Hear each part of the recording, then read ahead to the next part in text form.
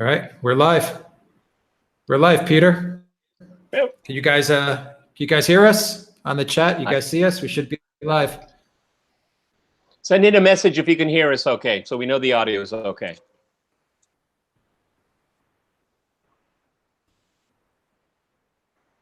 Got a lot of chats. A lot of messages, Peter. Anytime you're ready, sir. You're the boss. All right, I think, yes. AJ says yes. Sarah says yes. Pockets of Peace says he can hear us. St. Lonja says audio fine. Great. Welcome, everybody, to our third live streaming event. I am here with Peter Lavelle, and we are waiting for Alexander Mercouris to get on shortly. Thank you very much, everyone, for joining us. We really do appreciate it. Let's dig into some questions, Mr. Peter Lavelle.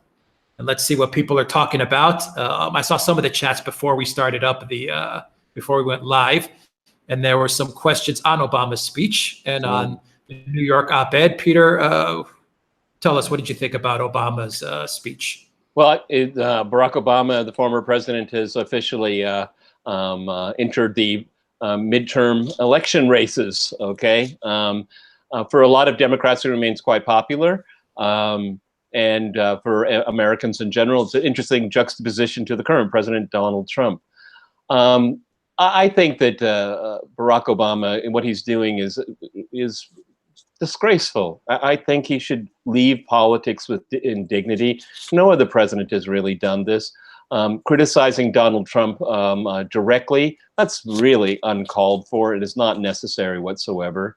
And really what Obama wants to do is, not only is he fighting for the Democrats, he's fighting for his legacy. His legacy is almost gone, okay? And Trump has taken every single layer and taken it apart. Like, for example, the Iran deal, I disagree with Donald Trump. I think that should have stayed in place. I thought it was something that Barack Obama did well in foreign policy. But it shows that the hard left is rearing its ugly head. And I think that for the most part, the Democrats are going to regret this. Even if they win the House, what they've run on, one of the things they're running on is going to be further and further to the left, and it's going to be very, very difficult for them to govern that way. And these are the type of people that are chanting impeachment, impeachment, impeachment. And I don't think the party itself wants to go down that path. It's a good electioneering slogan, but it's something I don't think they really want to do if they win the House, which they have a very good chance of doing. What would that mean? All of the House committees, chairmanships would go to the Democrats. And there's going to be an enormous amount of public pressure for them to go down this path to attack Donald Trump like in the last 2 years. And it will just further paralyze government. And I think that Donald Trump would benefit from it eventually, because he'll see, they were obstructionists after the 2016 election. They were obstructionists before the midterms, and now they're in power. And look what they do. They do nothing for the American people. And it's a truism in American politics. It depends on where the economy is, all right? And the macro numbers look good for Trump now, all right? Mm-hmm. All of the impacts of these quote-unquote tariff wars have not played themselves out. It's going to hit some blue-collar jobs, and it's something that he's going to have to calculate. He won't be able to pull money out of Congress to compensate, like, for example, farmers, because Congress will say no. Congress controls the money. So we're very troubled waters ahead here, but Barack Obama is the spearhead of all of this. I don't have very high, I don't give his 8 years in office high marks at all. I think he was just an empty suit. He did what the establishment wanted on both parties, to be honest. Big money, Hollywood, the media, tech. Barack Obama is their wet dream, all right? And they think that he can help bring it back. Last 2 years have changed so much and destroyed so much. I don't think that the Democrats can do any good to start healing the country. They keep tearing it apart. Donald Trump, doesn't do himself any favors sometimes. His style is very brusque at times. I know the base loves it, but it doesn't always serve him. He should stay focused on his agenda and not be distracted. Right. We jump into the hot topic, which appears to be Syria. Tell us a little bit about what your thoughts on the op-ed New York Times op-ed. And before you get to the op-ed, Peter, before you even get, Terry B says that Wikipedia claims that Duran is far right. What do you say to Wikipedia? Iran has what? Wikipedia says the Duran is far right slanted news. No, we're not at all. What we are, we're probably the ultimate pragmatist on YouTube. Yes, I'm a conservative. You're a conservative here, but I just criticized Donald Trump. All right, I just praised Barack Obama. So I don't know where this comes from. It's fake news. All right.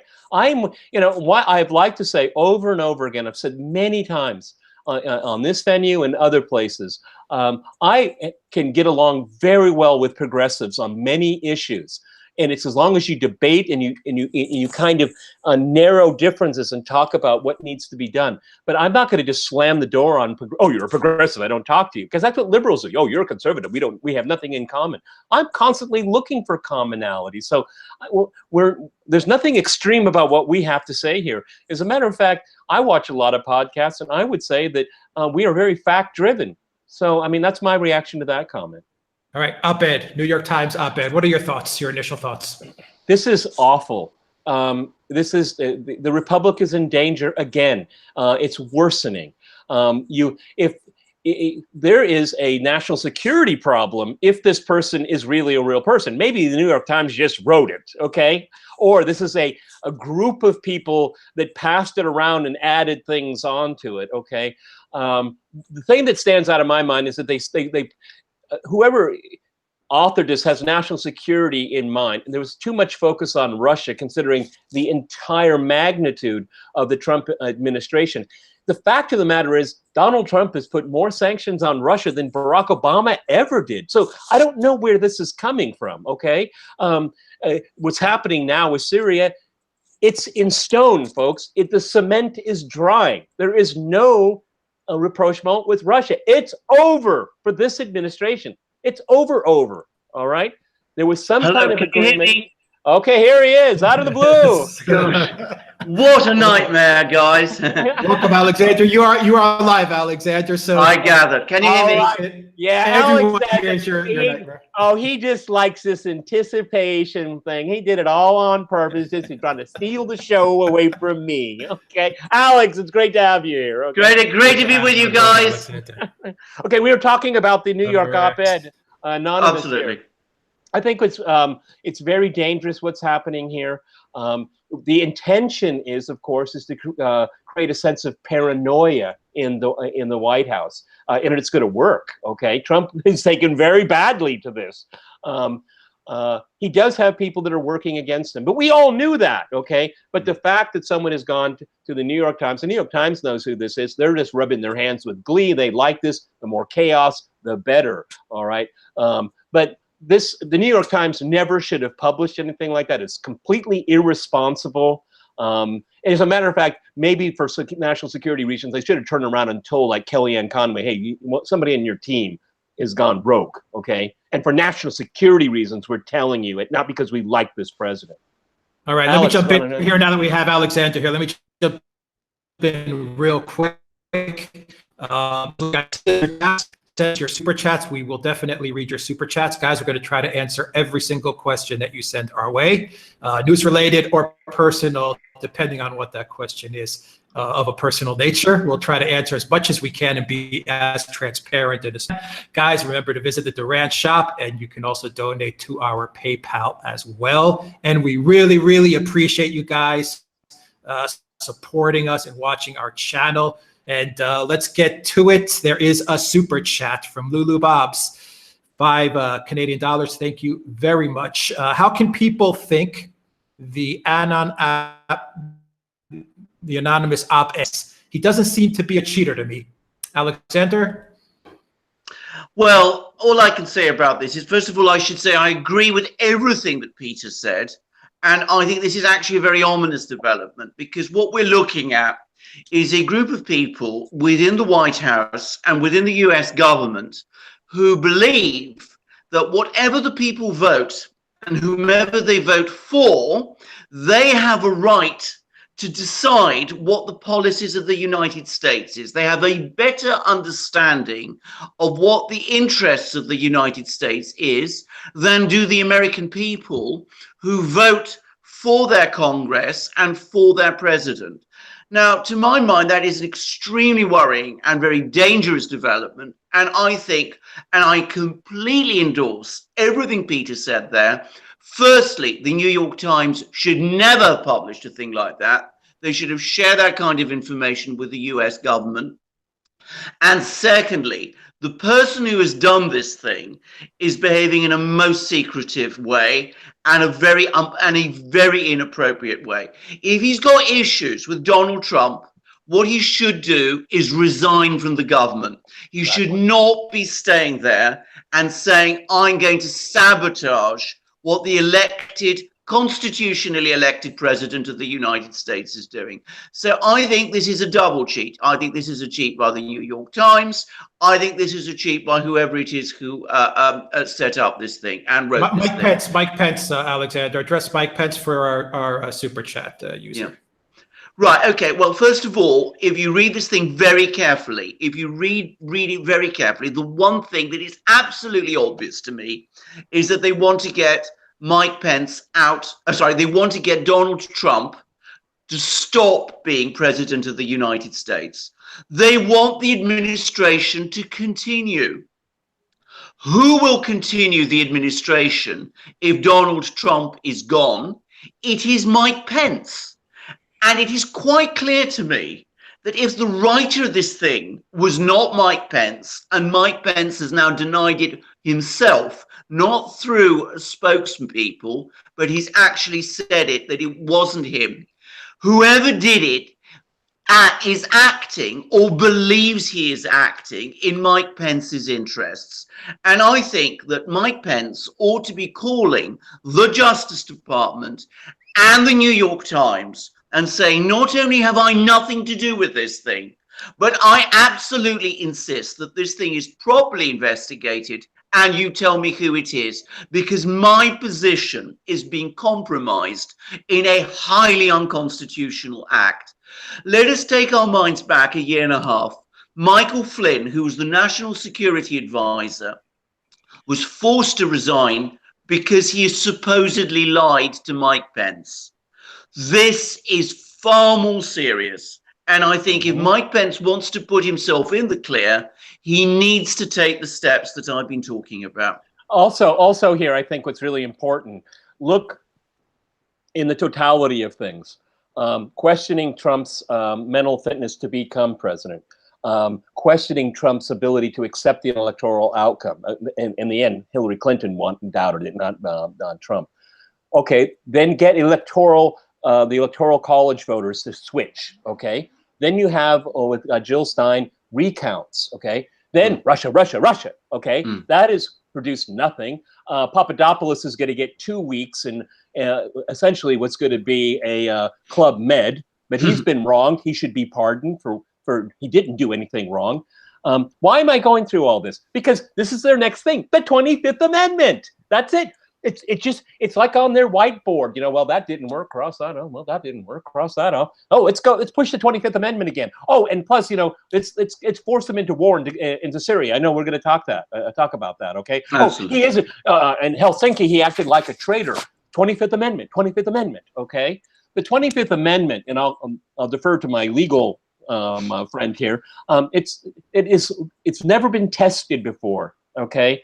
It came as a result of the assassination of John F. Kennedy, when what would happen if a president was incapacitated physically, like being shot or having a stroke or something like that.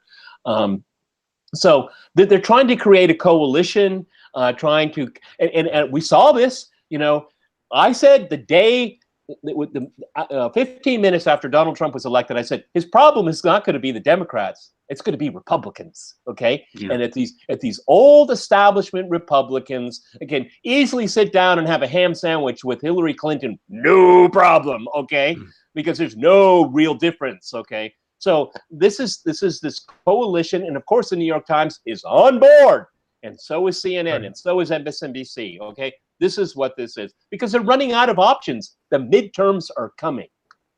Exactly. Right. Sarah says that she loves the question more T-shirt. Thank you very much, Sarah. And Saint Longinus also ordered a question more T-shirt. Thank you very much for your order. We appreciate it. And we have a super chat 999 from question, but thank you, Vicky. A lot of questions on Syria, guys. A lot of questions, a lot of news on Syria. A lot of talk, a lot of chats about Erdogan and his position on Syria. Let's open it up to Syria, and let's start with Erdogan. Go ahead, Alex. Alexander, what are your thoughts on Erdogan in Syria? Well, I think he's got himself into a great mess. I think the Russians are trying to help him out of that mess, if I have to be frank. Mess. He backed the wrong horse in Syria. He backed some absolutely terrible people in Syria. I mean, when I say terrible people, we're talking about Al-Qaeda, the people who did the terrorist attacks in 2011. And he was involved in that, and he went into bed with them. And he's got them now in this place, Idlib province, and there's thousands of them, and they've got nowhere else to go. And he doesn't want them in Turkey, because if they go to Turkey, they will create havoc there, and we know how unstable the situation is in Turkey. So into this situation, he's trying to find some kind of way where he and the Russians will try and find a way of extracting these people from Idlib province by some kind of magical way, so that he isn't landed with them. I'm afraid it's not going to work.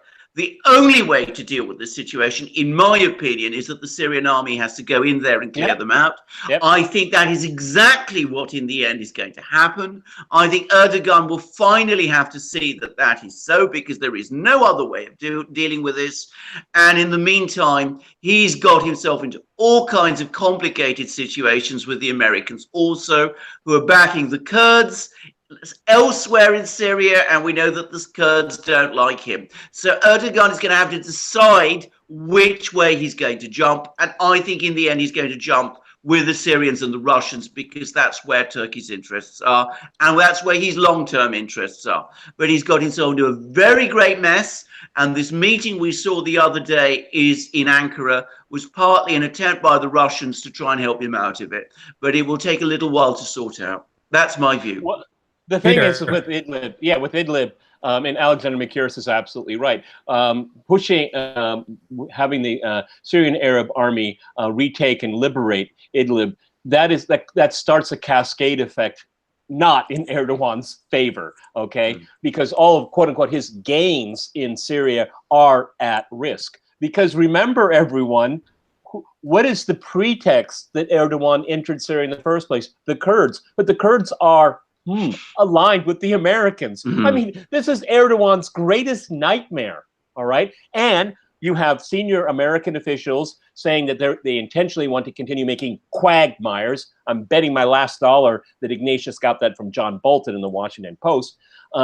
This is, when Erdogan hears that, it's a quagmire for him. Exactly. Right? And the only thing he's got going for him right now, Erdogan, is that if there was a coup attempt or not, we don't know, but we know a lot of people have been put in prison, a lot of civil liberties have been violated. There isn't a lot of opposition to Erdogan at home. So he's got a little breathing room right there. But this Kurdish problem isn't going to go away. And the more Erdogan annoys the US and NATO, the more they can empower the Kurds. And that will be because the Syrian government and Syrian people and the Kurds, they can find a way. They can find a way. I'm convinced of that. But Erdogan has put himself into a box, okay? So this is a good part of the story right here. Other elements I think we should mention here. Iran has made it clear, absolutely crystal clear, that the Damascus government will stand, okay? Now, the venue that you saw the Iranians, Russians, and Turks meeting at in the last few days, you could see, and I think for me, the optics said everything. Putin has a real poker face. He didn't show a poker face, okay? He was showing the lack of patience. He said, we got to get, I'm paraphrasing, we got to get this done now, because the Americans in the northwest of the country are making moves to create a semi-autonomous, semi-independent statelet, which they will be able to control indefinitely. The longer that they wait, the Syrians, the Russians, and the Iranians wait on liberating Idlib, the more time the Americans have to create a footprint. Right now, for all the big talk, the U.S. military knows they're outnumbered, outgunned, okay? And the geography that the Americans have is left wanting for them. It's all stacked against them, okay? I think that there could be a skirmish.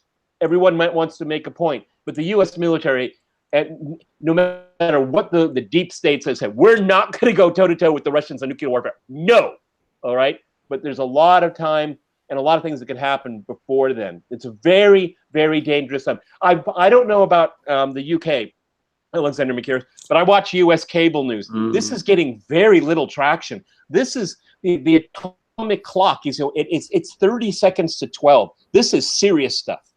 Yeah. All right, guys. We'll hold that thought with the military, the Russian military. We have a John Hennessy Jr. $2 super chat. We're going to get back to the New York Times story. He says the New York Times wrote it to influence the midterms. We're going to get back to the New York Times and an article on the Hill about Professor Mifsud. So hold that. But there's a £9.99 super chat. Can Alexander talk briefly about Russia's military capacity? So going on Peter's military observations, Alexander, Russia's military capacity for Offender Strat super chat. Well, Russian military capacity, is this a global thing? Are we talking about the totality of the Russian military? I think Syria. Syria, right. For now. Syria. Okay, well, in Syria, the Russians have an extremely sophisticated, a very advanced air defense system based around three missile systems: the S-400 missile system, the S-300 VM, and the Pantsir missile system. The US understands that this is a very powerful missile system and that their aircraft are vulnerable to interception by it. The Russians also have an air force there. They have some very advanced fighter jets in Syria. And of course, they have very powerful electronic warfare systems in Syria also. So the Russians have a very strong footprint in Syria. Now, the US has military assets all over the Middle East. If it came to a shooting war between the Russians and the Americans in Syria, the Russians are outnumbered, but they can give a very good account of themselves, and there aren't just Russians in Syria. The important thing to understand about the Russians is that they can also reach Syria with their long-range missiles, their long-range cruise missiles, from Russia itself. They demonstrated that in 2015 when they launched missile strikes on Syria from the Caspian Sea area. So we mustn't just look at the Russian military forces in Syria. We've also got to look at the entire Russian military position in all that region of the Middle East. The US understands that, and understands that very well. Peter. I'd like to add also is that the Iranian angle is very important here, because while the Iranians can be easily outgunned and outspent and everything by the U.S., Iran can act asymmetrically. Okay, the Straits of Hormuz. There are many assets in the Middle East that the Iranians could target as an asymmetrical response here. I mean, this is one of the things that we heard from the three leaders, is that Iran is committed. It's got skin in this game, all right? Exactly. And don't mess with it, because unlike Obama, red lines, blue lines, or whatever, the Iranians don't bluff, okay? And the Russians don't bluff either. The Russians don't bluff, yeah. So I think that, what we'll see is low-hanging fruit the Americans are trying to grab onto, but it's really what everyone's vision is. See, the Russians, the Iranians, and the Syrians, and to some degree, the Turks have a vision for Syria moving forward. The United States and its allies do not. Okay, and this is what makes it very, very dangerous, because the Americans are doing it on the fly. I mean, I just did a recording of Crosstalk, and I used the analogy of a roulette wheel, and it's like Pompeo and Bolton. They turn the wheel and then they drop the ball in, hoping for their magic number. Oh, didn't get it. Let's spin the wheel again. Keep doing it again and again until you get the outcome you want. Well, other actors are acting at the same time. And this is what makes the situation so very unstable and very, very dangerous. Mark my words, Idlib will be liberated. Yeah. How it's liberated, it's up to the Turks and the Americans, the Saudis and the Israelis. They're the ones that will determine how it's liberated, because it will be liberated, like it was with Aleppo. All right. And remember, everybody, remember, Aleppo will be a humanitarian catastrophe. There'll be genocide. No, it didn't. They threw out the terrorists. The Syrians came back, and Christians in Aleppo celebrated Easter months later. No bloodbath. All right, we'll get back to Syria because that is a hot topic. But one question from Faith Virtue: The Hill publishes an article saying that the DNC said Joseph Mifsud is missing and or may be deceased. Did you guys see this? Was Mifsud involved in Russiagate? Alexander. Yes, I did see this, and I think this is extraordinary. This is momentous news because, of course, the only conviction, the only actual conviction that has been made as part of the collusion part of the investigation is the conviction that Peter was referring to of George Papadopoulos. Now, nobody's suggesting that Papadopoulos himself colluded with the Russians to steal the election, but he did have some contacts with the Russians to try and set up a summit meeting. And the go-between was this mysterious person, Professor Mifsud. And Mifsud is the person who is supposed to have told him that the Russians have emails of Hillary Clinton's. So the whole case, to some extent, relies on Mifsud. Mifsud is a key witness, and he has disappeared. Now, interesting facts about Mifsud. Very little evidence, no real evidence that he has any connection with Russian intelligence. Lots of evidence are now appearing that he has connections with British intelligence. British intelligence seems to be all over the place. Where is Professor Mifsud? The US has never, the FBI has not interviewed him. The Daily Telegraph at one point interviewed him, but not the FBI. And now he's vanished and he's presumed dead. Well, this is most interesting, and one wonders why. Yeah, you know, British intelligence, they were so busy finding that Novichok perfume bottle. That took up a lot of their time. And okay, so, and those smiling assassins, you know, that's another topic, okay? All right, we got another super chat, $10 from St. Longinus. Peter, cui bono, the elephant in the room is Israel. What is Israel's vision for the Mideast? What is Israel's vision for the Mideast? What they want is to be able to have all of their neighbors unstable, destabilized countries. That's what they want, and they've largely succeeded in Syria for the last 7 years. The same thing that they want for. I mean, and now you have high Israeli officials saying that Hezbollah is synonymous with Lebanon. Lebanon is synonymous with Hezbollah. That should tell you everything right there. Hey, it's not when. It's not if, it's when the next invasion and attack of Lebanon will happen.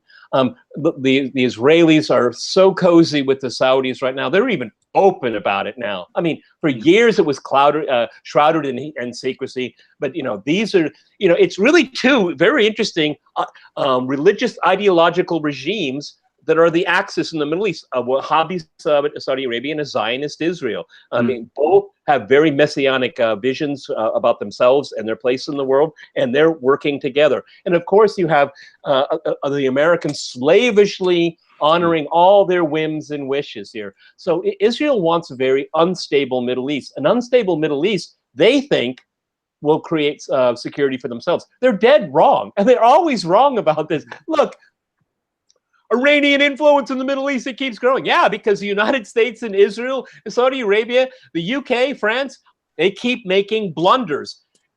Iran's influence expands just standing still. Seriously, okay? I mean, look, the mess with Hamas. Well, Hamas was essentially created by the Israelis. They wanted a radical Islamic faction to break up and divide the Palestinian Authority, the PLO. And it did, and they created Hamas, and now they have that nightmare for themselves in Gaza. Not to speak of the nightmare for the people of Gaza. Same thing with Hezbollah. Hezbollah didn't exist before the illegal Israeli invasion. Okay, and that's what it took the illegal occupation of southern Lebanon to create Hezbollah to throw them out. I could go on and on. You know, Israel's foreign policy is a blunder with capital letters. But the dumbcoffs in Washington just eat it all up. Okay, there's more. The Israelis criticize Israel more than anyone is allowed to criticize Israel in the United States. For God's sake. All right, Peter, another question, not on Israel, but back to Russia and Syria. Peter, we want to know that if a possible skirmish is in the making, then what could be a response of Russia? And importantly, Mr. Putin. Well, Russia's always will be defensive, okay? Planes attack American air assets, attacking Syrian military installations. Some missiles will be fired. People can be shot down. It'll be incumbent upon the Americans if they want to escalate. The Russians won't escalate. They will meet, but they won't go beyond, okay? That's their military doctrine here. As Alexander Mercouris pointed out, you know, they have a significant footprint in Syria, but it's not big. It's smart. It's a smart footprint, all right? And they have these very sophisticated assets. I can tell you, American pilots are terrified because it has been reported that once these American planes get into Syrian airspace, they can't see or hear anything. They're jammed. Okay, you're a sitting duck when that happens. Look, the Russians, the Iranians, and the Syrians are saying, get out of our country. That's it. And we'll have to worry about the Turks later, okay, and their self-made quagmire. But you know, what bothers me is they think that the Syrians and the Russians and the Iranians are going to blink. They are losing patience. This war should have never started. This war could be easily over. Take your terrorists and get out of the country. But see, that's the dilemma they've created. Do you think Turkey wants to take those terrorists inside of Turkey? I don't think so. Is Saudi Arabia going to take them? No. Is anyone going to take them? So that's a death sentence for these people unless they can create sleeper cells. And what about these Uyghurs? You know, these thousands and thousands of fanatical Uyghurs fighting on the side of these terrorists, okay? So, I mean, the elements have been created to attack and defeat the Syrian government. These people are toxic and no one wants them, and no one's going to protect them. At the end of the day, no, because all of these powers, Western powers, they're feckless and they take no responsibility for their behavior. All right, Alexander, we have a super chat from Fatkis. What is the extent of the Jewish element's influence in Russia? A €5 super chat.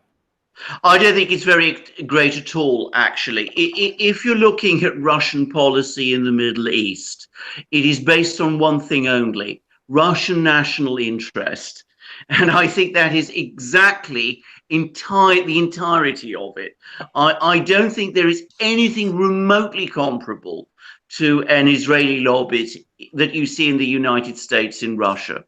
If there was, the Russians would not have moved into Syria in the way that they did, and they would not have defeated the jihadi rebellion in Syria, the invasion of Syria, in effect, that there has been, that they have done. Can I just reiterate again a point that Peter was saying? The Russians will calibrate their responses very carefully, and their policy has worked.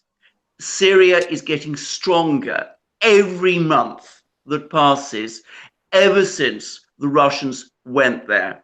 The Israelis didn't want that. The Israelis want division in the Middle East. The Russians wanted it because they do not want to see terrorist and broken states in Syria and in the Middle East. And they went in there because it was their own interests to go there, not because anybody told them to, not because the Israelis didn't want them to. They just went there, and they will continue to pursue their policies based on their own understanding of their national interests. Right. And one of the things too here, just two quick things here, is that Israel not only wants instability in the region, what they're trying to do is they're trying to get the Sunnis on board against the Shia. They're playing this sectarian divide. That's their current goal right now. I had a second point. I'm sure it'll come back to me. Okay, but one more thing. No, it's very interesting. There's a very large number of Soviet Jews that are part of a diaspora in Israel and on the West Bank, and that creates an extra layer of their relationship, and it, because these people continue. I mean, it's an interesting relationship that the Russian Jews have with Israel. It's very complex, but it's very meaningful as well, and so that adds a connection. I mean, Russia gets criticized a lot, but in the Middle East, but I would say Russia can talk to everyone except for the jihadists. Okay. Yeah. Which should be destroyed. So, but this is one of the value-added elements that Russia has in dealing with these problems. It can sit down and talk to everyone. Not always, unfortunately, is the case that people talk to Russia honestly. I'm thinking of John Kerry, or what was the last Secretary of State of Defense under Obama, when they brokered the ceasefire. It was right. Ash Carter. Okay, Ash Carter. Not an honest interlocutor. Alexander, did Obama start this mess in Syria?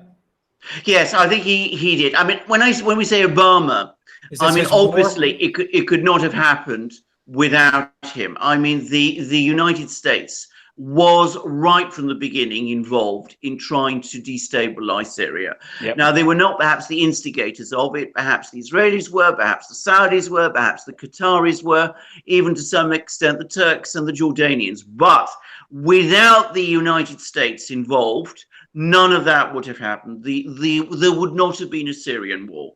And Obama was the president at the time, and he actually gave the whole thing the green light. It was all part of that Arab Spring idea, and it was completely wrong, and it created the disaster that we are seeing in the Middle East. But it wasn't just a green light, it was a green light, yellow light, red light, green light, yellow light.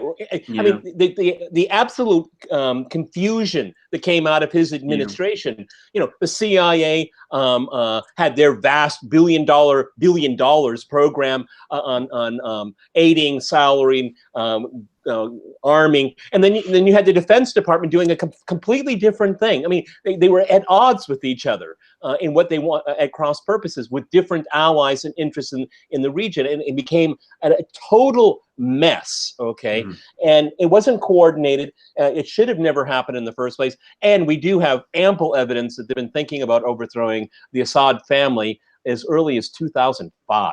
Okay, so it wasn't anything new. All right, let's switch some gears and go to Europe now and go to Sweden. Before I go to Sweden, guys, remember you can go to the Duran shop, pick up a t-shirt, go to our PayPal page. You can donate on PayPal and also send us your super chats. We will try to answer all the super chats. Thank you once again for joining us. Let's move now to Sweden, Swedish elections. Alexander, Peter, who wants to jump in first? What do you guys think? Go ahead, Alex. Well, the elections are happening as we're talking. I foresee a big rise in the Democrat Party. Already the London Times is talking about the Putin's victory in Sweden. I mean, that is in the London Times. I mean, that is crazy. If you want to understand what's going on in Sweden, you have to look at Sweden. And this is a country which has been at the forefront of liberalism now for a very long time. They've got a huge migrant population, and things have not been easy there. And that has created this very strong reaction that we are seeing. And I foresee and I predict that we're going to have a big swing to the right and to this Democrat Party. I would be astonished if it didn't happen.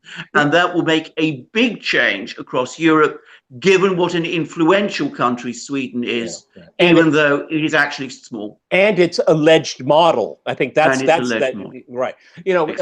So I mean, Putin's going to be drinking champagne tonight.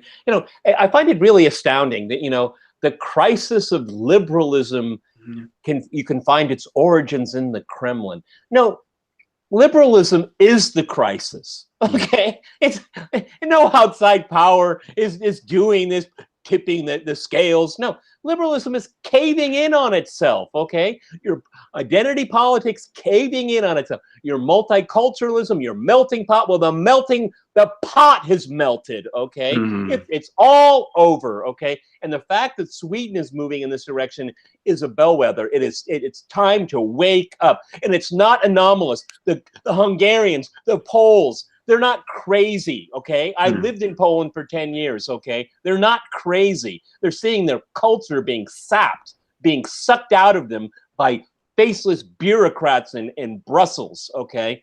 It's time to fight back, okay? If we're all told that, you know, every culture is of equal value, well then fine, I will equally value my culture and fight for it too. I'm sure I'll be called a racist for that. Go ahead. Alexander, any thoughts on that? Well, I mean, first of all, I mean, Peter's right. I mean, the point to understand about this is when we're talking about each culture being valued at the same level, well, maybe they should be. But Sweden is a Swedish country. People live there. The culture in Sweden is Swedish. And that is what people are defending. I mean, maybe Korean culture is valuable in Korea and Iran, and Iranian culture in Iran.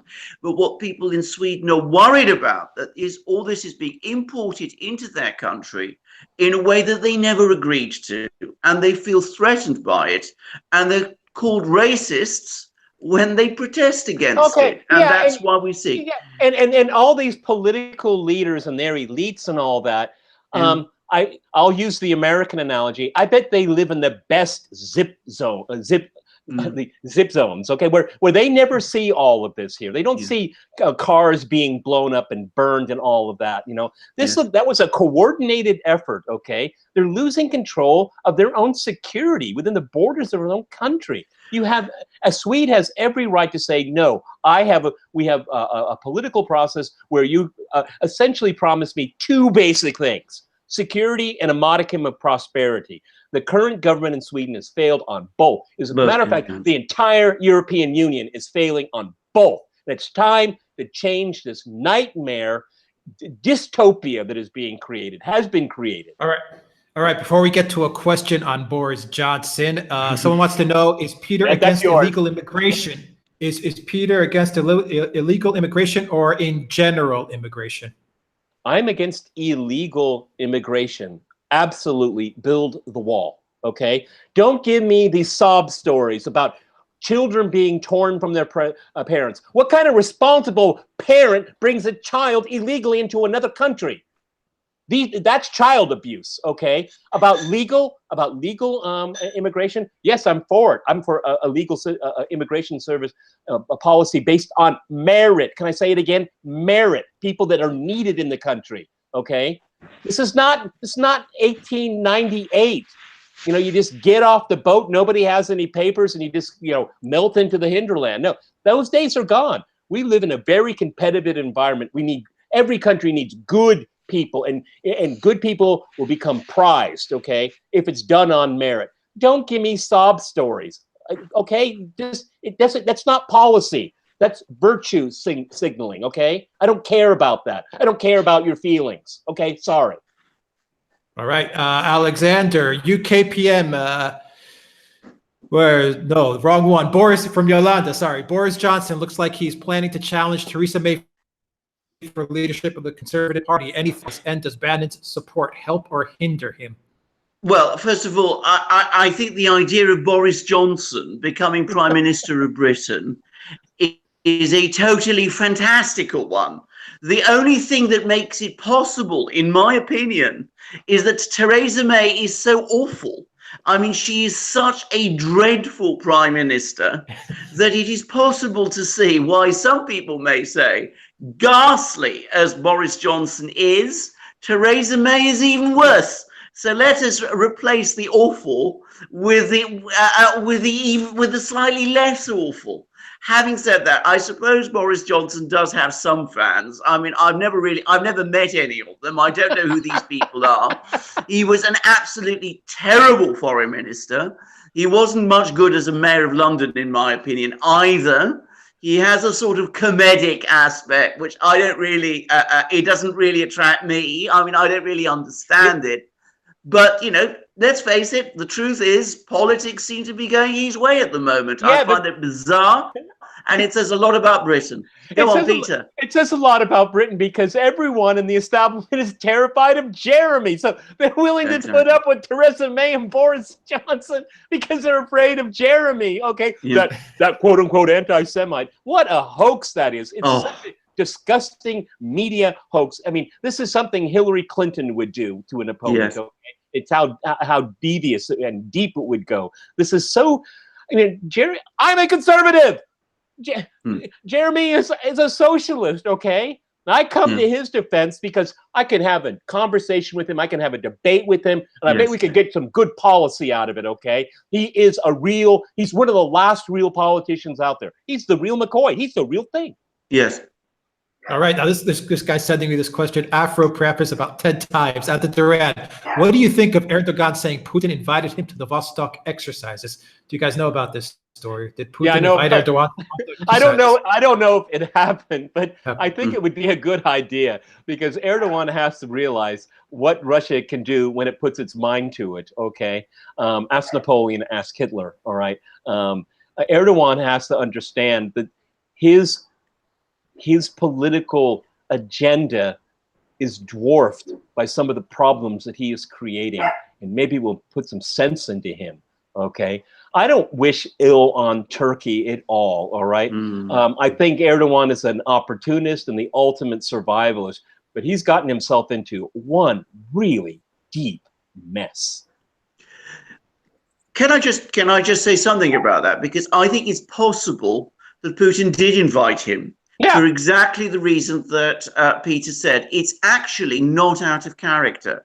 A couple of months ago, there was a huge fuss because Putin invited Netanyahu to Moscow during the Victory Day parade there. And of course, what they missed was, what did that show to Netanyahu? It showed him the Russian military in all its pomp.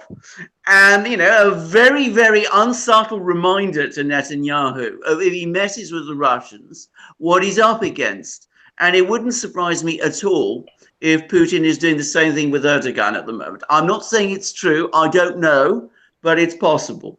It's very interesting. Alex Mercouris is absolutely right, because Israel never fights a real military. What it does is it oppresses civilian populations. Okay, then it got Hezbollah in Lebanon and regrets it to this day. Okay, and so if Israel wants to get into a real pissing match, this is what it looks like. Pay attention. All right, Courtney wants to know, Peter, does your dog want to join the chat? I have my two dachshunds are sleeping right now, and my little Chihuahua, he hears kids playing on a playground across on the other side of my building, and he hates that, so he's barking at them for some reason. All right, another super chat, €5 from Farkis. Alexander, Greece has been planned for destruction. How can Russia help?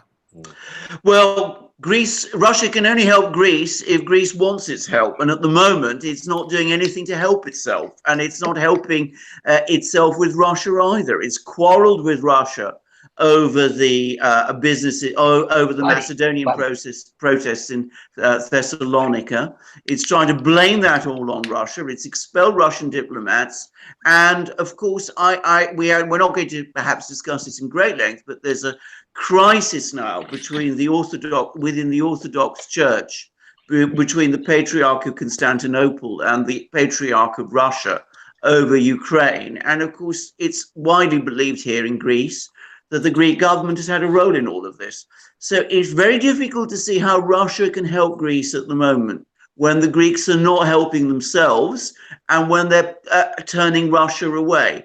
Ultimately, if there is a big crisis in Greece, if Greece crashes out of the euro, if they need oil and gas and food, Russia is the obvious place to turn to for those things. I've written about that in detail before, but at this moment in time, I'm afraid we're not going to see very much help to Greece from Russia, because the Greeks are not helping with the situation with Russia at all. Don't look to Berlin for help. No, well, absolutely not. We've done that already. Look at where it got us. I bet you two Greeks. Yeah. Yeah. All right, guys, let's go back to Syria and Idlib. What are the next steps going forward? What do you guys see coming this week? Well, the bombardment to start sending a very strong signal that the Syrian Arab army is on the way and it's going to keep its word. You know, it remains to be seen. You know, we don't know. We have this whole barrage of rhetoric coming out of the U.S. You know, Nikki Haley, always confused. Nikki Haley spouting off, and this what's his name, Jeffrey, this new envoy. Yeah. I mean, he sounded like a, you know, like a cowboy at the OK Corral. I mean, a lot of bluster. You know, the Russians have been there for a while, since September 2015. It knows the lay of the land. It has reliable partners, and it's motivated. And obviously, they're fighting international terrorists. Even the United Nations says that. Even the Washington Post and the New York Times, even though it's like the 14th or 15th paragraph, they do say what kind of people are inside of Idlib. I'm worried about miscalculation. It's you know, it's a lot of players over that small airspace, so I worry about that. And always Israel playing the role of spoiler. We'll see how that plays out. Israel knows the airspace well. Alexander, thoughts on Iran and its economy? Iran ought to have a very strong economy. They haven't worked it very well, and I think if the sanctions do anything for them, they really need to sort out their economy, which they can do. Now, the way they can do that, it seems to me, is that they've got to carry out certain economic reforms. They need to deal with problems of corruption. All that is obvious, but they also need to sort out connections with the countries that they can really trade with. Russia is one, because it is in practice one of their border countries, and they've now got a swap agreement whereby they will sell oil to Iran in return, to Russia in return for goods. Turkey is another, China is a third, and that, I think, is where the future of Iran is. I think this idea that some Iranian people still have, that they can sort out some kind of relationship with the West, with the United States and with Europe, it isn't going to work. They need to sort out who their real partners are, structure their economy around it, go for a more self-sufficient economy, relying on their true trading friends, and deal with the problems of corruption and governance that they undoubtedly have. Alexander Mercouris is absolutely right. It's more of a governance issue. We have to keep in mind that after years and years of sanctions promoted by the United States, Iran is essentially a self-sufficient economy. They've had a lot of import and substitution going on for years. And this whole plan of disrupting Iranian oil export is just madness. It will destroy the financial and energy security for the whole world. It's fantastically impractical and stupid. It's bluster. It's bluster. All right, we got over 500 people now on the chat. It's great to have everyone here. Go back to Greece real quick, Alexander. Will Greece be influenced by Italy's right movement? Possibly, but not soon. At this moment in time, we have a political vacuum in Greece because we have a left-wing government that is completely discredited, and we have a right-wing opposition which is completely discredited. And we don't really have very strong, viable alternatives. It's very difficult to see who they are. I mean, Golden Dawn, which is the party that's sometimes been talked about, is a neo-Nazi party. I mean, Salvini is not a neo-Nazi. I mean, be absolutely clear about this. So it's very difficult to see Golden Dawn succeeding in Greece, given the kind of political traditions we have here, and their success would be a disaster for Greece, frankly. I mean, they would not be a successful government, in my opinion.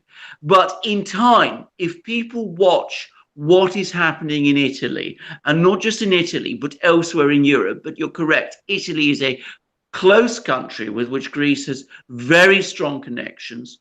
Maybe in time, a political alternative will start to grow. And Italy being a powerful country within the European Union, I can see that it might act in time as a strong influence here. But we have to be realistic about it, not anytime very soon. All right, we got a couple of... Yes, go ahead, Peter. Because everybody's went into that toxic currency called the euro. When you get into the euro, you have no options. Your financial options are zero. Yeah, you've surrendered your currency to some Surrendered. guys in Brussels. Yeah. Storm Bear says that the Sweden's first results within the next hour. We got 2 super chats from Sarah. Peter, do you think Ukraine is a safe haven for Israel if things go bad for them? Go back. 4.99 for super chat. If things go bad for them, I'm not sure for go bad where, but Okay, well, I'm not sure. I mean, the Swedish elections, if things go bad for them, will they have a safe haven in Israel, Ukraine? it was Israel have a safe haven in Ukraine if things go bad for them. I don't know, Sarah, if you want to get on the chat and elaborate a little, so we can try to answer that as best as possible. Well, Israel and Ukraine have a very bizarre relationship. It's well documented. Ben Norton over at the Real News and other places has documented how the Israeli military is arming some of these militias in the Ukrainian army, which is militias in the army. Now there's very little distinction. It's a very weird relationship that they have. Israel, as usual, is playing all sides at once. Okay, it has nothing to do with any kind of ideological purity. They see that they can influence the government there. They'll try to use it, and plus the Americans love it, okay, because they want to support the regime in Kiev as well. So, as usual, kind of a toxic arrangement with everyone. Yeah, it seems Alexander might have dropped off the. Let's see if we get him back. The broadcast. Hopefully we get him back. There he is. I think I hear him.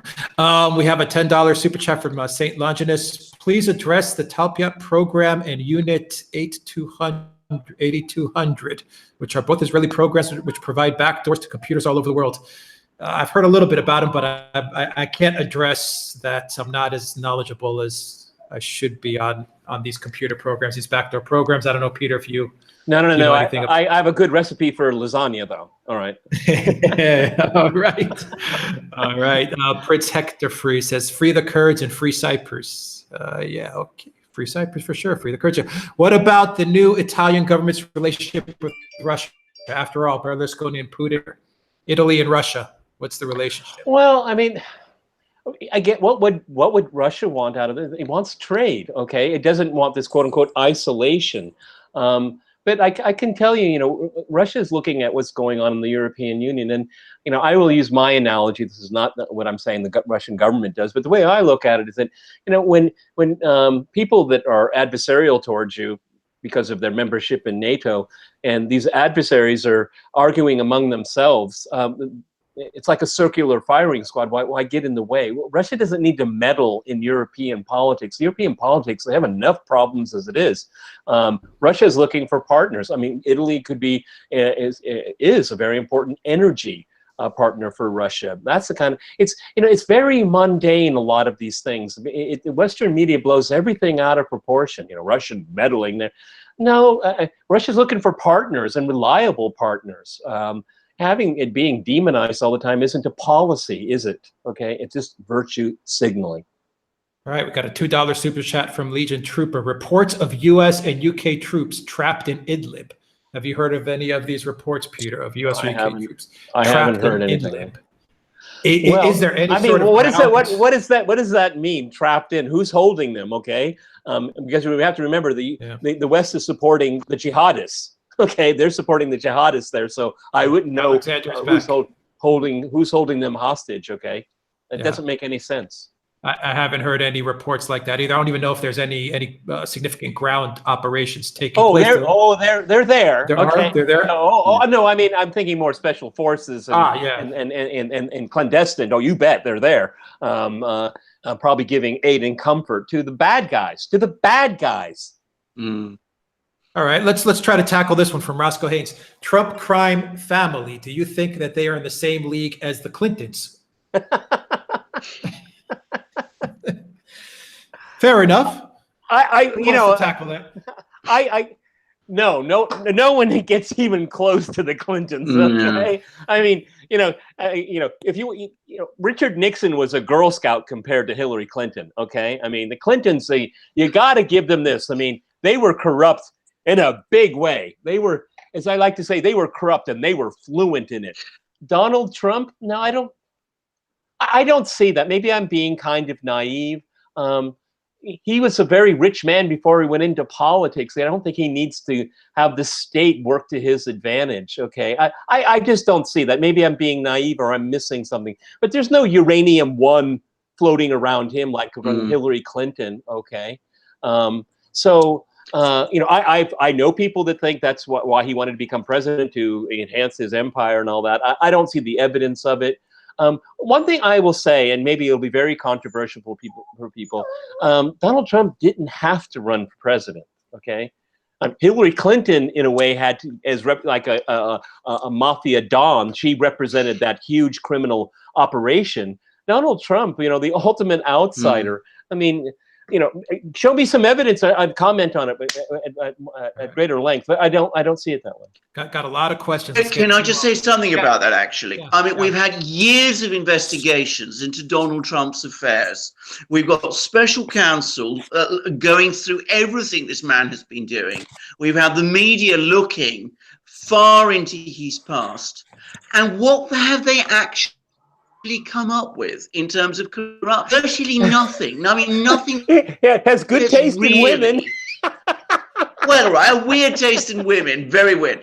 But as I said, if we're looking at real bad activity, you know, real corruption, I haven't really seen anything about it. And it seems to me that if there was something really bad there, we would know about that by now.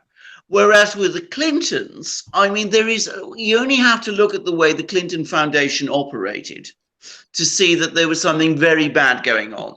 I mean, people putting money into this foundation, and they were clearly doing it in the expectation of political favors. I don't think there's any doubt about that.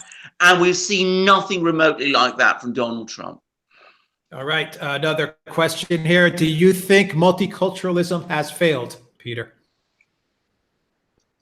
I'm going to say it slowly. Absolutely. Say it again. Absolutely. It's Alexander. It's not only failed, it's toxic for moving forward. Well, I think it manifestly has. I mean, it's provoking. Otherwise, if it hadn't failed, we wouldn't be having these reactions everywhere, these very, very strong reactions. I mean, if we can talk about the United States is a country, but it has a specific culture. It has developed a particular national identity. What I think is being talked about when people talk about multiculturalism is not where people are assimilated into one identity, one dominant, overarching identity, where people go to Germany and become Germans, or people go to Britain and become British, or people go to America and become Americans. It is where they import into those countries what they are and remain what they are. And that clearly isn't, I think, a viable way of organizing countries. It hasn't worked. It is creating great conflicts. It's, you know, you have people, you know, and I'm not picking on the Pakistanis here, but I mean, if you have Pakistanis moving to the UK and they want to practice Sharia law, then why did you go to the UK? Why don't you go back to Pakistan? Okay, we have laws. We have laws, and they apply to all citizens. What you have now, and I know the U.S. case better, in many cases, illegal aliens have more rights than legal people. I mean, this is ridiculous. This is this demonic liberal ideology, possessed ideology. What they want is they want power. That's all they want, and they use this ideology for power. And that's why they promote this multiculturalism. Why? Because you have more and more groups, you can divide them up, and then you make all these kind of promises, you can move them around, manipulate them. Oh, we have cheap labor too, okay? So you push down wages for the people that are already there. And importantly, you have new voters. That's what you want, new voters. You want to displace the current voting base, okay? It's very maniacal. It has no real virtue behind it at all. It's to get power back, okay? And it has nothing to do with political parties.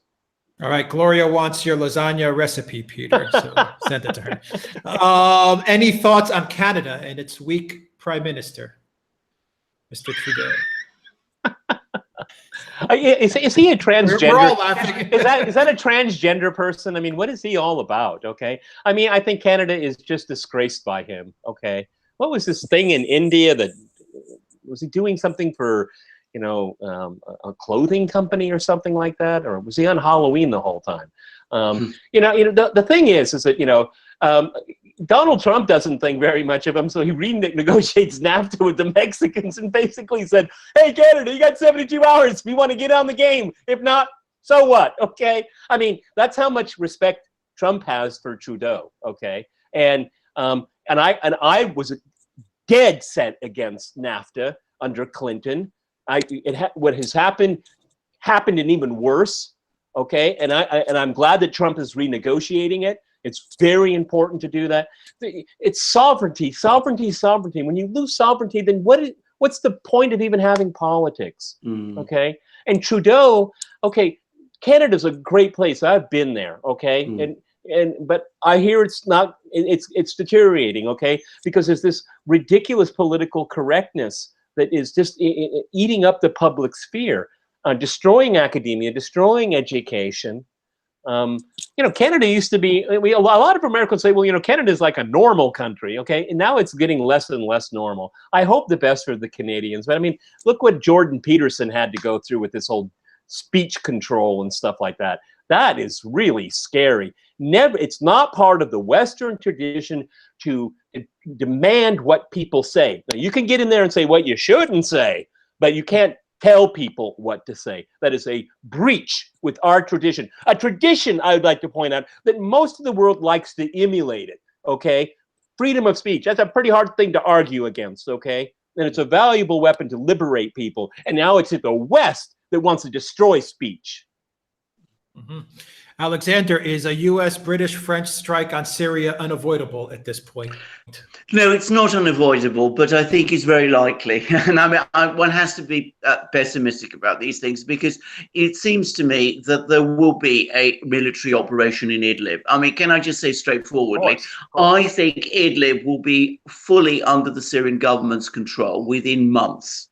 I don't have any doubt about that. So we will probably see some kind of a military strike. The question is, how extensive will that strike be? I don't think it will go beyond what we saw previously in April of this year and in April of last year. In other words, a very limited strike, which actually changes nothing. But I think that is a real possibility, and I don't think it's something we should, I think it's something we should be prepared for, and I think it's something we should oppose also. But I don't think it's inevitable, but I think it's highly likely it will happen. What I think is inevitable is another false flag chemical attack, okay? Absolutely. And it's going to be a trigger. And that's what, and now I'm on the same page with Alexander Mercouris, then how to react. Because all of these people from the U.S., the British, and the French, they all have their ass in a sling right now, okay? Are they going to pull another Obama and a red line and stuff like that? Yeah. They'll have to respond somehow. And so the West will respond, a resounding victory, and change the entire political landscape of Syria, but nothing will change, okay? Yes. Western policymakers have to make a fundamental decision. Do you want to have a major conflict over terrorists residing in Idlib? Yeah. If you do, we're in a lot more trouble than you think. Mm-hmm. All right. Let's go back to the chats. We got a lot of just topics all over the board here. Peter, you should stop smoking, from Rebecca. Well, I used to smoke, hey, in my defense, I used to smoke 60 cigarettes a day, okay? This is a lot less damaging than 60 cigarettes a day, but yes, you're right, I agree. Could Idlib lead to World War III? If the wrong decisions are made, yeah, of course, okay? Mm. I don't think it's going to happen, actually. I don't think we're looking at that kind of situation. I don't think it's going to happen. What I'm doing, but I keep stressing here is miscalculation. Yeah. And this is what, and you know, you have the Pentagon over the last few days saying that they have a new design, a new strategy. They don't tell us what it is. And they made it a point that they're not going to communicate with the Russians about it. This is the miscalculation and breakdown of communication that worries me. okay? Because it was only 3 or 4 months ago that Trump said, well, we're getting out of Syria. And in the last 2 or 3 news cycles, it's game on, okay? That tells you a lot about what's going on or not going on in the Oval Office, who's making these decisions.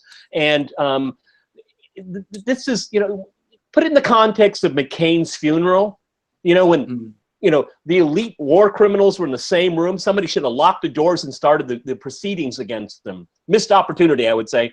But everyone's all puffed up right now. McCain was, what was it? It was the Washington Post or New York Times, a great defender of human rights. I used to read Mad Magazine when I was a kid. It was a satire magazine. That's like from Mad Magazine. Great defender of human rights. Gets down to miscalculation and breakdown of communication. That's what I'm most concerned with. I'm agreeing with Alexander Mercouris. I don't think we're going to get to the Third World War, but we're closer to it now than we have been for a long time.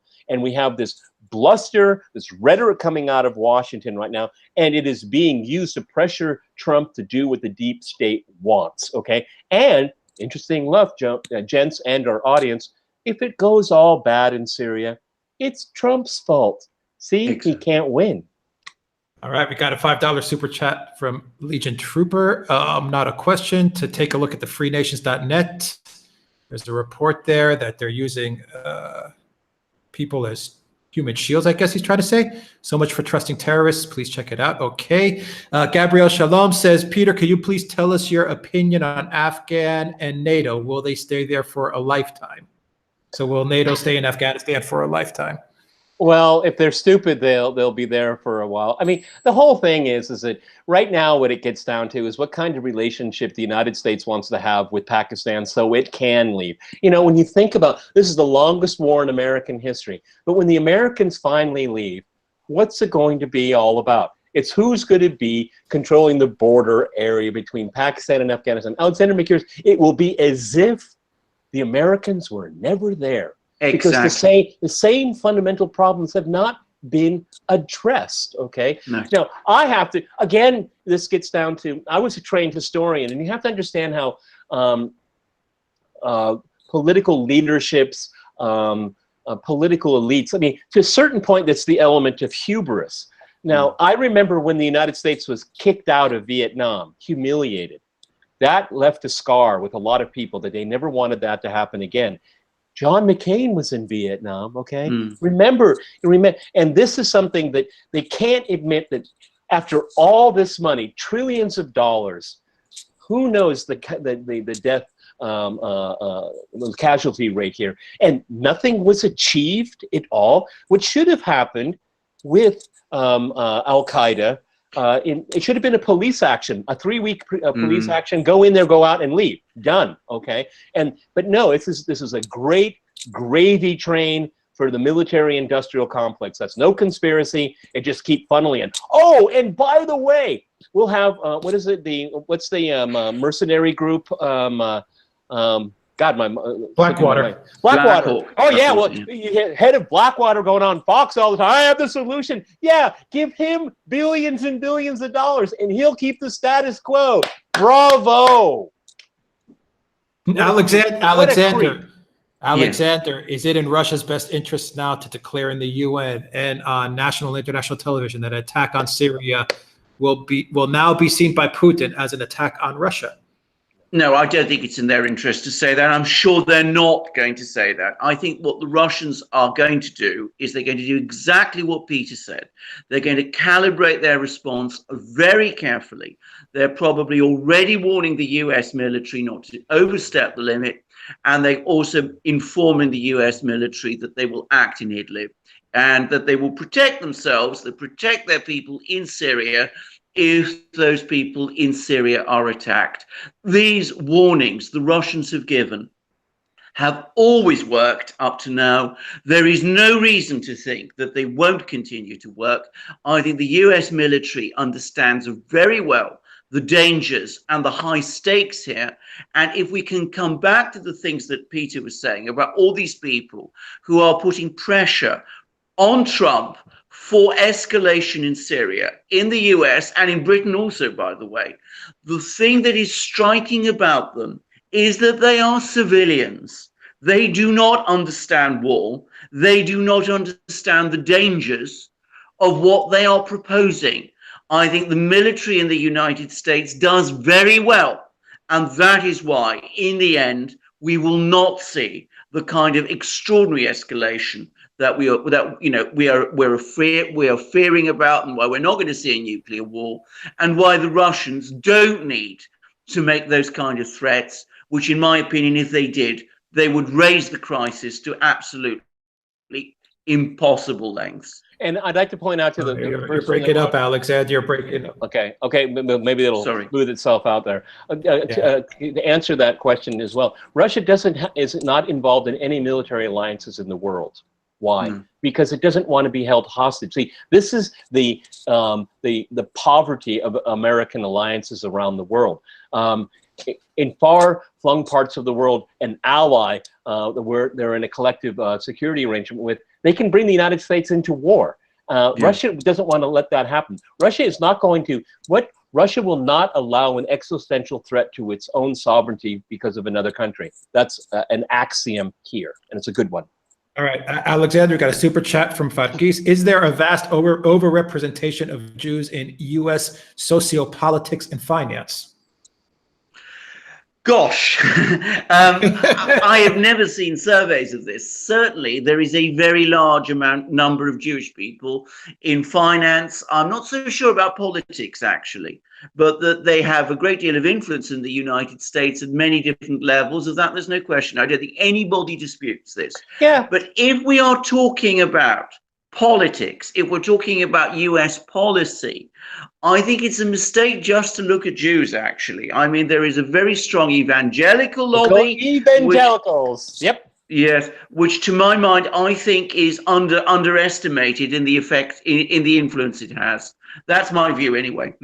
Well, the interesting thing, too, is if you look at American Jews are very successful people as part of the population. There's no doubt about that.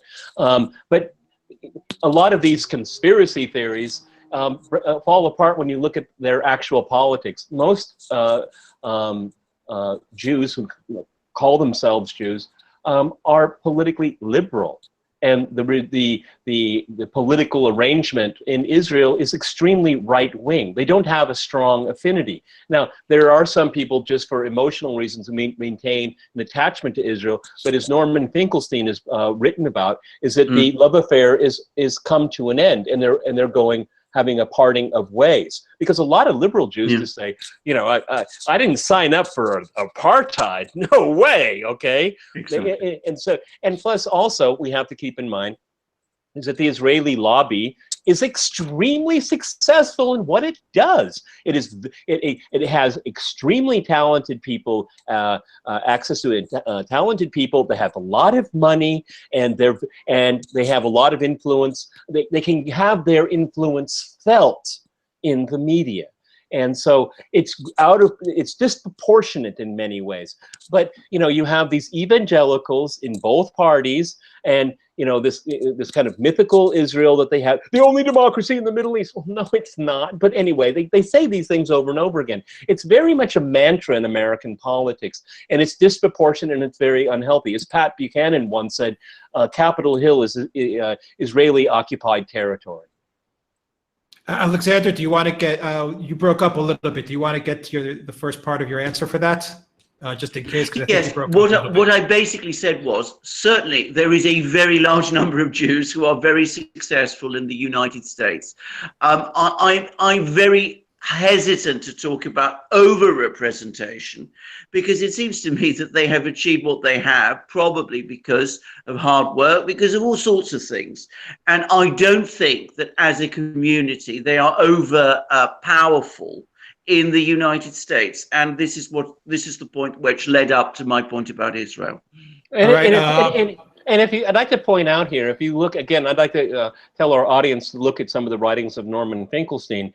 He did his book, the Israeli Lobby, I think was the title of it, and he proves beyond a shadow of a doubt that at the end of the day, the U.S. will make its own decisions. Now, in between time, sure, you need more money, Israel, fine. We'll turn a blind eye to your human rights violations. Okay, we have a very bad imbalanced trade relationship, but we're a big country and you're a small country. I mean, there's a lot of perks to go to Israel. But look at the Suez Crisis of 1956. I mean, Israel was pandering to the United States, and Eisenhower said, get the hell out of Suez, okay? Get out, okay? We know that also Netanyahu was pressuring through numerous administrations to go to war with Iran. Every administration said no, okay? So the ultimate decisions are not there. There's a lot of in between there where the U.S. has basically turned some blind eye to even Israeli spying on the United States, which is extensive.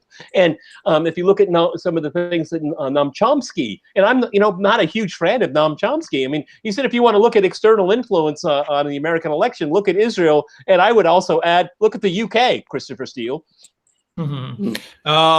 Courtney says that there's a report in RT is reporting of the U.S. striking Syrian town with white phosphorus. I've not seen that report. I don't know if you guys have seen that report. Hang on. I just got a I've shut up. Okay, U.S. jets. I'm quoting RT here. U.S. jets strike Syrian town with banned white phosphorus bombs. Russian Defense Ministry. We need to learn more before we need to react. Learn more. Let's switch gears, guys. Peter, what do you think of Amazon and Walmart not paying their workers a minimum wage? Yet Trump calls for tax cuts on such corporations, and also tie that into Bezos's incredible net worth of $170 billion. So what do you think of the Amazon the thing is that common sense dictates to me that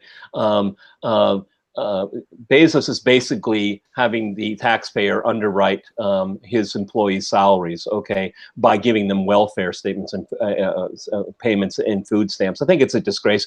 I heard on Tucker Carlson, you probably saw it too, this libertarian that disagreed with my position and Tucker's there. She's got a point. But at the end of the day, if the U.S. government is subsidizing Walmart and Bezos employees to make these corporations wealthy and to pay their shareholders, there's something wrong with that. Okay, I mean, these people have so much money. There's no excuse for underwriting them through welfare. It's just immoral. Alexander? Yeah, can I say about that that it is of course completely contrary to the pattern of American economic development. The United States always paid good wages. That was the nature that drew people to the United States, and it was those good wages that were paid by corporations that underpinned the American economy, that made it productive, that made people rich, that created a large internal market, and which made America strong.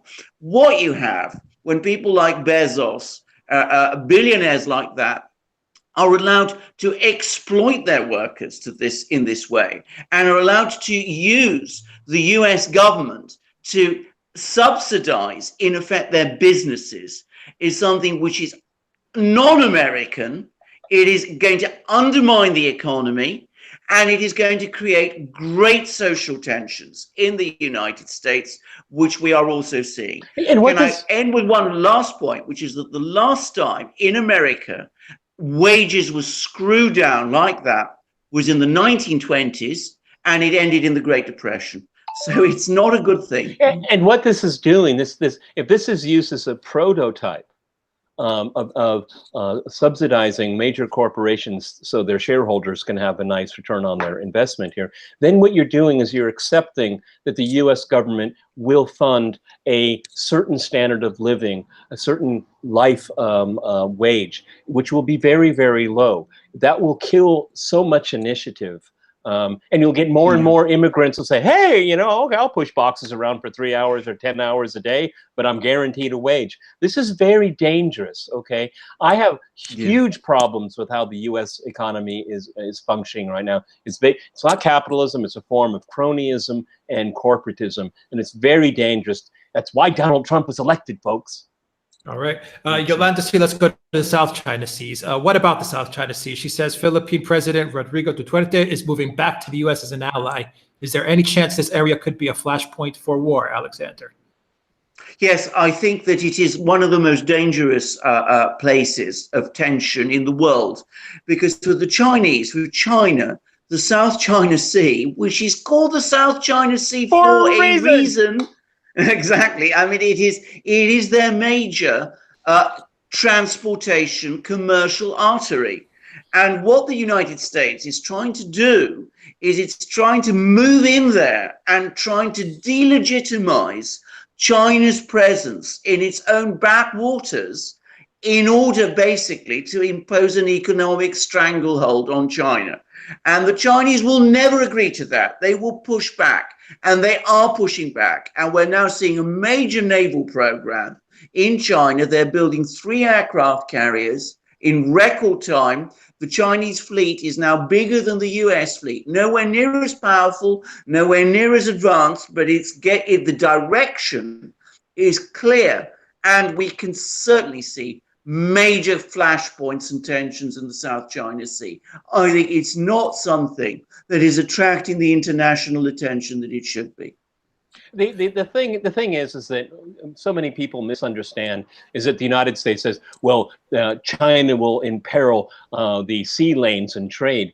Well, just as Alexander Mercouris pointed out, well, China is more reliant upon it than anyone else. Exactly. Look at its energy needs it needs from the Middle East. It doesn't have a lot of oil. It has to import it. Oh, by the way, the gas pipeline from Russia to China is almost done. I think it's like 93% done. They need energy here. So why would the Chinese imperil the sea lanes when they're the ones most vulnerable? Western media doesn't like to talk about these inconvenient truths. All right, there is a lot of talk about the RT report about the white phosphorus. We don't know much about it yet, so we can't comment. But feel free, guys, if you have any news on that, what RT is reporting, to throw it into the chat. We'll try to give as best analysis as we can with as little information as we have. But okay, and it's in the beginning of our chat here, Duran was criticized for being ideological or something like that. Conservative. Yeah. We just got a news report from a news outlet. Okay, we here at the Duran are going to give it a thought, and we're going to look around. We're not going to be like the meatheads and helium heads over at MSNBC and CNN that will report anything anybody tells them. We're more conservative, and we're going to be thoughtful about it before we blab about it. That's why no one watches CNN anymore. Okay, Brian Stelter, oh my God, he's an idiot savant without the savant part. All right, Alexander, will Russia stand up to Syria this time after a white helmet's false flag? Well, I think the Russians have stood by Syria very, very well for many years. They've been very badly criticized for doing so. They've had huge amount of abuse hurled at them. They've had threats directed at them. So one cannot say that the Russians have done anything else but than stand by Syria. They stood by Syria diplomatically. They stood by Syria economically. They stood by Syria militarily. Diplomatically as well at the UN. Absolutely. I mean, they've saved Syria. I mean, Syria would not exist if the Russians had not intervened in the way they did. And if they had not intervened in the way they did, ISIS would now be in Damascus. A black flag over Damascus. Exactly. That's right. Guys, we're going to take a couple of more of your questions. We've been online now for an hour and a half. So we'll take about another 10, 15 minutes, and we'll wrap up our third live chat. Well over 500 viewers. Thank you very much, everybody who has joined this chat. And remember to send us a super chat. Go to the Duran shop, donate to our PayPal page. So let's get a couple more questions in for another 10, 15 minutes, and we'll wrap it up. So let's see what we have going on here. A lot of talk on Syria. A lot of talk on Syria, as there should be. I haven't seen much talk on Obama or the op-ed that we opened it up with, Peter. I think it's really interesting that people are asking that. You know why? Because they're not being given good information by the mainstream media. Okay, look what they just watch the broadcast here. I mean, when they mention it, it is warped. It's out of proportion. It's somebody's fault. There's no analysis. And when they do bring people on to talk about it, they don't even know what they're talking about. That's why people come to us. That's why people are asking that, because they're not given good information by their information providers that they go to. Well, Peter, Bike Salsita has a question for you. Tell us a bit about living in Moscow. Do the locals like Americans? I'm seen as a foreigner. They don't see me as an American. Sometimes people think I'm Polish or Lithuanian for some reason. Maybe it's my glasses or bow tie. Oh, when people, when elderly people see my bow tie, they ask me if it's my birthday. Who would have thought? I love living here. It's a vibrant city. I came here, it was pretty broken down, demoralized, and really dirty. And now it's, I mean, the World Cup was the crowning moment. I mean, the city is as shiny as a new penny. There's a lot of people from the former Soviet Union living in Russia, but unlike multiculturalism, they accept the dominant culture of Russian civilization and Russian culture. Not the Russian nation. There's no such thing as the Russian nation. There's a Russian culture, a Russian tradition, a Russian language, a Russian religion, orthodoxy, and people are allowed into it. And I think in many ways they're encouraged. I mean, no one's forced to convert or anything like that. 20% of the population is Muslim. They're walking down the streets of the major cities of Russia. You wouldn't know that at all, because they are part of what's called Ruski Mir, the Russian world, okay? It's totally different from the identity politics and the politics of division and destruction in the West. It's very different here. Russians primarily are conservative people. School just started this week, no, last week. And what you see, the parents taking their little boys and their little girls, the little girls wearing pink dresses and the little boys wearing blue little suits. It's as cute as it comes, okay? No one's talking about transgenderism here. Or, if you can decide your gender, can you decide your race? Thank God, no one's talking about that here. People are talking about their families, how they want to get ahead in life, their future vacations, and they're proud of their country. They're proud of their president. All you hear about this country where I live for 20 years now, almost none of it's true. It's complete nonsense, okay? And as a foreigner, I am welcomed here. Does everyone like me? No. But where are you in the world where everyone likes you? It's common sense. Yeah. Let's get back to Syria, Alexander. Why are the U.S. My story wasn't very interesting. Sorry. I liked it. Everyone liked it, Peter. Why are the U.S., UK, and France so much in bed with the Salafist terror groups? Well, that's an excellent question. I think lots of people should be asking it. They should, of course, lots of people are asking it because it is completely misguided and misconceived. But right at the beginning, they decided that they were going to overthrow the government of Syria. They were going to achieve regime change there, all part of this great grand strategy of reshaping the Middle East. And who are the people who are prepared to fight President Assad? They were these terrible jihadis. And that's why we saw this awful war happen in Syria. And that's why the United States and Britain and France have got into alliance with these people. And I think it is necessary for the Western public to understand that their governments, which say that they oppose terrorism, are in alliance with these people in Syria, who, if they were in any other country, if they were in Britain or in France or the United States, would be called terrorists and would be rightly called terrorists. So what makes them terrorists when they're in the West and not terrorists when they are in Syria? All right, Alex.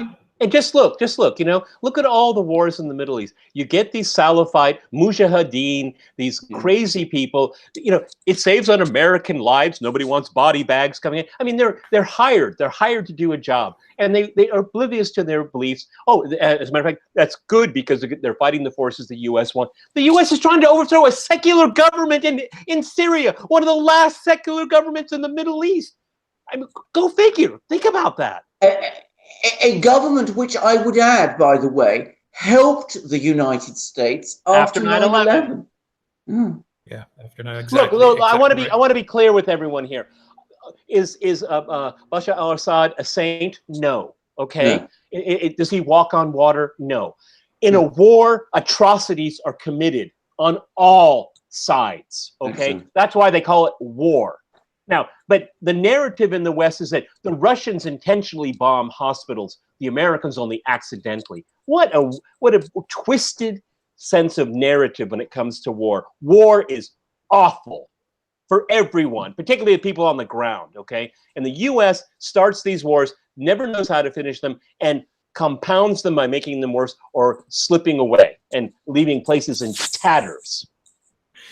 All right, Alex Alexander donated $10 super chat. Thank you, Alex. No question. We appreciate your donation. Peter, could you please tell us what Vipe flavor you use? Mint. All right. Spearmint mint. And let's see. Peace and Love wants to know, how can I make a donation? You can go to our PayPal page and make a donation on our PayPal page. It's in the descriptions below. And you can also purchase a shirt. Everyone loves the shirts. Check out the chat. People are really happy with our shirts. I'm wearing one today. It's awesome. And we'll take this one to be the last. And yes. No, and what we're going to do is, Alex Christoforou is going to hate me when I say this. We're going to make a T-shirt with our 3 images saying the Duran chat, okay? And we'll have a variety of colors, okay? Okay, it'll be like a trinity, okay? Yeah. The 3 of us. and we'll close it out with this last question, and we'll go back to the Peace and Love donated $1.99. Thank you very much. More Syria, please. We'll do a lot more videos on Syria, that's for sure. And the last question. And they'll all be demonetized. Yeah, they will all be demonetized. All the Syria videos are always demonetized. Always. Alexander, and then we'll go to Peter, and we'll close it out, and we'll go back to the US and, of course, Trump. Now, how close is Trump to being impeached? Alexander, and then Peter. I think he's very close. It will depend a lot on the November elections. I think there's a high chance the Democrats will win the House of Representatives. If so, they will proceed to impeachment. And if they proceed to impeachment, it will be a disaster for them. It will be a disaster for the Democrats. It will backfire horribly, and it will fail because there is no grounds of impeachment that are serious and real at the moment. And I think the country won't like it. It just occurred to me something. Let's say the Democrats take the House, and then the Democrats and the liberals flip just the right number of Republicans to impeach him.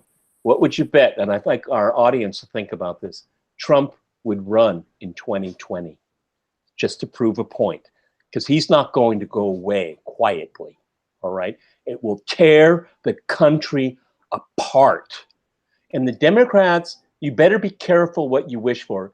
Alexander Mercouris wasn't part of the chat when we talked about this, Alex Christoforou, is that the Democrats are running on this issue, even they say they're not, but they are, okay? And then if they win, they're going to have to start this process because they whipped up with CNN and MSNBC and all these other clowns have whipped up this hysteria. The Democrats won't have any choice but to move forward on that. And that will create a gridlock that Washington, D.C. has never seen before. It will be disastrous. Absolutely. I mean, bear in mind that he's actually he's a popular president. His polling figures are better than Obama's were at this time of his presidency. And on that note, we will end it. Pam says she will donate $20 to our PayPal page. Thank you, Pam. We will leave it on that good note. $20 from Pam to our PayPal page. Guys, thank you very much for joining our third live stream. We hope everyone enjoyed it. We were really, really happy to get you guys on here. We hit about 600 viewers. So we are getting bigger and bigger. And remember, guys, when you share the channel with all your friends and everyone you know, it helps us grow and it helps us get our message out. Alexander, Peter, any last words as we close up this third edition of our live stream? Well, a joy to have people asking us such intelligent questions. Yeah. And everyone, we're keeping our finger on the pulse here. What you're not going to hear from the mainstream, we're going to head it straight on Balls and strikes. That's all it's all about. Balls and strikes. It's a very, very fiery autumn we are looking at. So lots is going to happen between now and the new year. But we'll be here to cover it. And we got plenty of new guests for our regular videos in our Rolodex. So stay tuned. All right, guys, thank you very much. Alex Christoforou here in Cyprus. Alexander Mercouris. Where in are you Athens? Peter in Lavelle. Athens. It's in Peter Lavelle. In the third Rome, Moscow. In the third Rome. Moscow. To everyone out there, thank you very much, guys. We really appreciate it. Everyone have a really good Sunday. Take care. Bye-bye.